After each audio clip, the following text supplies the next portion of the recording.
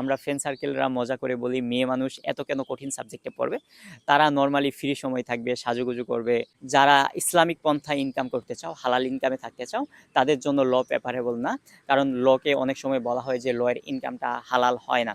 আজকের এই ভিডিওতে কথা বলবো ইউনিভার্সিটি লাইফে মেয়েদের জন্য কোন সাবজেক্টগুলো নিয়ে পড়া প্রেফারেবল। প্রথমতই আমি বলে নেই, একেকজনের একেকটা চয়েস থাকতে পারে, একেকজনের একেকটা প্যাশন থাকতে পারে। কিন্তু অনেকের ক্ষেত্রে অনেকেই দ্বিধাদ্বন্দ্বে পড়ে যাও যে তোমরা কোন সাবজেক্টগুলো নিয়ে পড়বা বা মেয়েদের জন্য কোন সাবজেক্টগুলো নিয়ে ভালো হবে। তো প্রথমেই আসি ইঞ্জিনিয়ারিং সাবজেক্টের ক্ষেত্রে। ইঞ্জিনিয়ারিং সাবজেক্টে যদি কেউ পড়তে চাও, সেক্ষেত্রে সে প্রথমত রাখতে পারো সিএসসিকে। কারণ সিএসসি হচ্ছে কম্পিউটার বেস পড়াশোনা। এখানে তুমি 4 বছরের অনার্স লাইফ বলো, পিএইচডি লাইফ বলো, জব সেক্টর বলো, সব জায়গায় হচ্ছে মেধা দিয়েই তোমার কাজ করে যেতে হবে। এখানে শারীরিক শ্রমটা খুব বেশি হয় না। এক্ষেত্রে জব সেক্টরে যদি যাও, অনেকেই হচ্ছে বাসায় বসে কাজ করতে পারবা, রিমোট জবগুলা থাকে। এছাড়াও ফ্রিল্যান্সিংয়ের মতো জবগুলা তোমরা করতে পারো। এক্ষেত্রে মেয়েদের জন্য সিএসসি অনেকটাই ভালো হয়। তারপরে ইঞ্জিনিয়ারিং সেক্টরের মধ্যে আরেকটা সাবজেক্টের নাম আমি বলবো, সেটা হচ্ছে আর্কিটেকচার।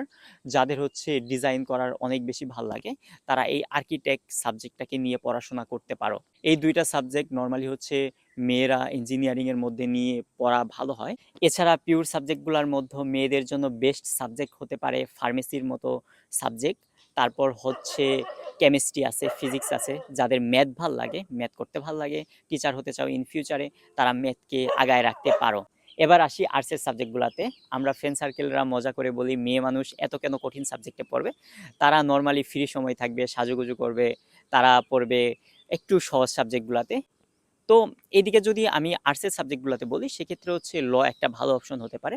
ল কঠিন সাবজেক্ট, কিন্তু যারা লতে একটা ঝামেলা আছে, সেটা হচ্ছে যারা ইসলামিক পন্থায় ইনকাম করতে চাও, হালাল ইনকামে থাকতে চাও, তাদের জন্য ল প্রেফারেবল না। কারণ লকে অনেক সময় বলা হয় যে লয়ের ইনকামটা হালাল হয় না।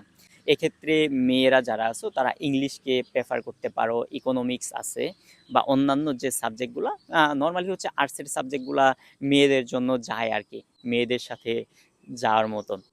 আর যদি হচ্ছে কমার্সের সাবজেক্টগুলোতে আসি, সেক্ষেত্রে হচ্ছে অ্যাকাউন্টিং আছে, ম্যানেজমেন্ট আছে। এই সাবজেক্টগুলো অনেকটাই ডিমান্ডেবল সাবজেক্ট বিবিএর মধ্যে। তারা হচ্ছে এই সাবজেক্টগুলোকে চয়েস দিতে পারো।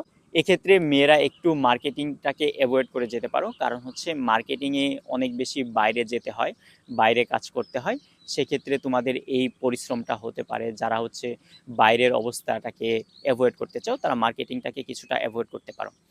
এখন আসি যে বিষয়টা, সেটা হচ্ছে তোমাদের একেকজনের একেকটা চয়েস থাকতে পারে। আমি জাস্ট একটু ধারণা দিতে চেষ্টা করছি যে মেয়েরা কেমন সাবজেক্ট চয়েস দিতে পারো। তোমরা অনেকেই হচ্ছে আমাকে এই বিষয়ে কোশ্চেন করছিলা।